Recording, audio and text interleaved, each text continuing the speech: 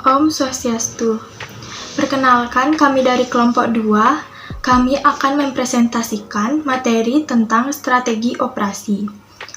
Berikut nama-nama kelompok kami, yaitu 1. Putu Nanda Lestari dengan NIM 2002013923. Yang kedua yaitu Niputu Ayu Fira Cintia Dewi dengan NIM 2002013926. Yang ketiga yaitu Nimade Aki Citrayu dengan NIM 2002013904. Dan yang terakhir yaitu Niputu Giri Astuti dengan NIM 2002013930. Adapun pembahasan materi yang akan kami bahas yaitu 1. Peran strategi operasi dalam pencapaian tujuan perusahaan. Yang kedua yaitu perumusan strategi operasi yang meliputi misi, visi, core kompetensi, keunggulan bersaing dari produk, dan positioning. Yaitu materi yang ketiga, keputusan strategi dalam operasi yang meliputi produk atau jasa, proses dan teknologi, kapasitas dan fasilitas, sumber daya manusia, kualitas, dan sistem operasi. Baik, saya akan mempresentasikan materi yaitu peran strategi operasi dalam pencapaian tujuan perusahaan. Strategi operasi adalah suatu visi fungsi operasi yang memberikan keseluruhan pengarahan atau dorongan bagi pengambilan keputusan agar searah dengan tujuan perusahaan. 3 input strategi operasi adalah strategi bisnis, analisis eksternal, dan analisis internal. Setiap bisnis yang dijalankan perusahaan perlu strategi operasi dalam menemukan dasar persaingan sendiri berdasarkan segmen pasar dan produk tertentu yang telah diputuskan untuk dimasuki di dalam perusahaan. Pentingnya manajemen operasional dalam suatu perusahaan dapat dilihat dari tujuan kehadiran pengelolaan operasional. Manajemen operasional memiliki peran efektif dalam pencapaian tujuan yang ditentukan sebelumnya.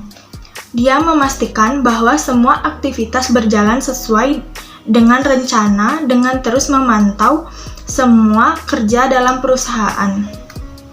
Baik, saya akan melanjutkan pemaparan materi yang kedua mengenai perumusan strategi operasi yang meliputi misi, visi, core kompetensi, keunggulan bersaing dari produk, dan positioning. Di sini, perumusan strategi operasi atau perumusan strategi adalah pengembangan rencana jangka panjang untuk efektivitas manajemen yang didasari oleh peluang dan ancaman lingkungan yang dilihat dari kekuatan dan kelemahan perusahaan. Perumusan strategi perusahaan meliputi yang pertama, visi dan misi. Pentingnya visi dan misi perusahaan yaitu yang pertama, menjamin kesatuan pendapat mengenai maksud perusahaan. Yang kedua, memberikan dasar guna mendorong penggunaan sumber daya yang optimal. Yang ketiga, memberikan standar pengalokasian sumber daya organisasi. Yang keempat, menciptakan sikap serta pandangan yang senada. Dan yang kelima, memudahkan pengenalan atau penjabaran maksud perusahaan dalam tujuan-tujuan lebih terinci. Di sini terdapat tujuan perusahaan adalah suatu sasaran akhir yang ingin dicapai oleh perusahaan melalui kehadiran atau keberadaan dan operasinya. Oleh sebab itu, tujuan perusahaan penting karena pertama, membantu perusahaan untuk memahami dirinya dalam kaitan dengan lingkungannya. Yang kedua, membantu mengkoordinasikan pengambilan keputusan.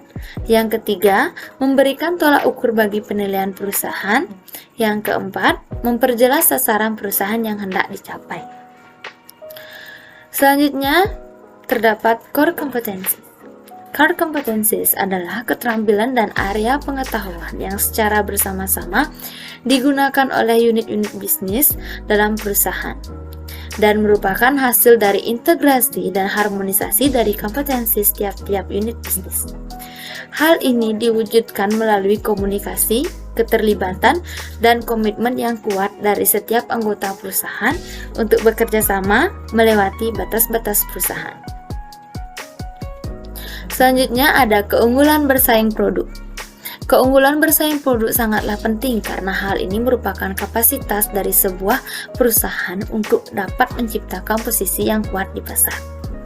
Keunggulan bersaing yang sesungguhnya terletak pada pengintegrasian kegiatan-kegiatan operasional dengan tujuan untuk mencapai sasaran, kualitas, atau untuk memenuhi kebutuhan pelanggan. Pada saat terciptanya hubungan antara kemampuan dengan atribut yang bernilai bagi pasar, di sanalah makna dari keunggulan bersaing itu.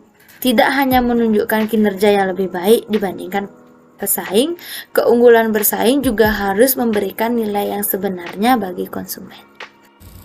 Positioning produk adalah strategi atau tindakan yang dilakukan perusahaan untuk membuat produknya agar selalu diingat oleh konsumen. Sebuah perusahaan akan dikatakan sukses melakukan positioning apabila produk mereka selalu diingat oleh konsumen dibandingkan dengan produk lainnya yang sejenis. Elemen dalam positioning produk yang pertama ada tujuan. Hal terpenting dalam positioning produk adalah tujuanmu menciptakan produk tersebut. Kamu dapat mengidentifikasi tujuan dengan baik untuk sebuah produkmu. Nanti itu akan membantumu dalam berkembang di salah satu target pasar tertentu. Yang kedua ada persaingan pasar. Penting juga untuk mempelajari persaingan pasar dari produkmu. Jika pasar yang kamu tuju sudah terlalu banyak, pastikan kamu membuat terobosan baru untuk produkmu. Yang ketiga ada customer pain point. Customer pain point adalah poin kesulitan atau masalah yang dialami oleh pelanggan terhadap produk. Dan yang keempat ada brand identity. Kamu dapat membuat sebuah logo yang sederhana sehingga dapat dikenali dengan baik oleh konsumen. Baik, untuk materi yang selanjutnya yaitu materi ketiga mengenai keputusan strategis dalam operasi, produk atau jasa, proses dan teknologi, kapasitas dan fasilitas, sumber daya manusia, kualitas, dan sistem operasi. Yang pertama yaitu produk dan jasa. Perancangan barang dan jasa menetapkan sebagian besar proses transformasi yang akan dilakukan. Keputusan biaya, kualitas, dan sumber daya manusia bergantung pada keputusan perancangan. Keputusan terkait produk atau jasa menghasilkan produk yang sukses di pasaran tidak semudah mempunyai ide yang dirasa baik dan mengimplementasikannya. Yang kedua yaitu proses dan teknologi. Keputusan-keputusan dalam kategori ini dimaksudkan untuk merancang proses produksi secara fisik yang mencakup seleksi tipe proses, pemilihan teknologi, analisis aliran proses, penentuan lokasi fasilitas dan layout fasilitas, dan penanganan bahan atau material handling. Yang ketiga yaitu kapasitas dan fasilitas. Keputusan ini menyangkut pengembangan rencana-rencana berupa kapasitas jangka panjang, kapasitas jangka menengah, dan kapasitas jangka pendek.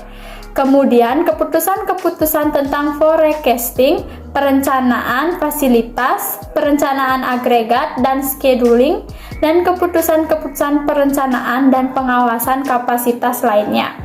Yang keempat yaitu kualitas. Terdapat dua dimensi kualitas. Pertama, high performance design, artinya fungsi operasi akan membuat desain untuk fokus pada aspek kualitas seperti produk superior, pendekatan toleransi, tingginya daya tahan, dan pelayanan konsumen yang baik. Kedua, product and service consistency, mengukur seberapa sering produk atau layanan bertemu dengan desain spesifikasi yang tepat. Yang kelima yaitu sumber daya manusia dan rancangan pekerjaan. Manusia merupakan bagian yang integral dan mahal dari keseluruhan rancang sistem. Karenanya, kualitas lingkungan kerja diberikan, bakat dan keahlian yang dibutuhkan, dan upah yang harus ditentukan dengan jelas. Sumber daya manusia adalah aset paling penting yang dimiliki oleh organisasi karena prosedur yang berkaitan dengan manusia dari suatu organisasi yang saling berhubungan dan memberikan kontribusi terhadap pencapaian tujuan organisasi. Dan yang selanjutnya yaitu sistem operasi. Sistem operasi merupakan sistem yang mengacu pada sistem transformasi yang menghasilkan barang dan jasa. Gambaran sistem ini tidak hanya menjadi pijakan untuk definisi jasa dan manufaktur sebagai sistem transformasi, tetapi juga dasar yang kuat untuk rancangan dan analisis operasi. Dalam sistem operasi, yang menjadi masukan adalah energi, material, tenaga kerja, modal, dan informasi. Selanjutnya, saya akan membacakan kesimpulan yang dapat kami ambil dari materi strategi operasi. Manajemen operasional memiliki peran efektif dalam pencapaian tujuan yang telah ditentukan sebelumnya.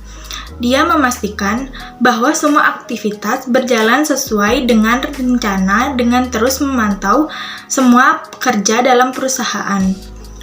Perumusan strategi operasi adalah pengembangan rencana jangka panjang untuk efektivitas manajemen yang didasari oleh peluang dan ancaman lingkungan yang dilihat dari kekuatan dan kelemahan perusahaan.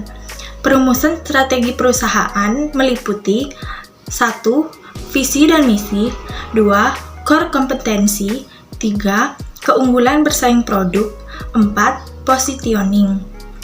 Berdasarkan buku dari Heiser dan Render yang di dalamnya menyebutkan keputusan strategi yang berkaitan dengan manajemen operasional yaitu produk dan jasa, proses dan teknologi, kapasitas dan fasilitas, sumber daya manusia, dan rancangan pekerjaan, dan yang terakhir, sistem operasi.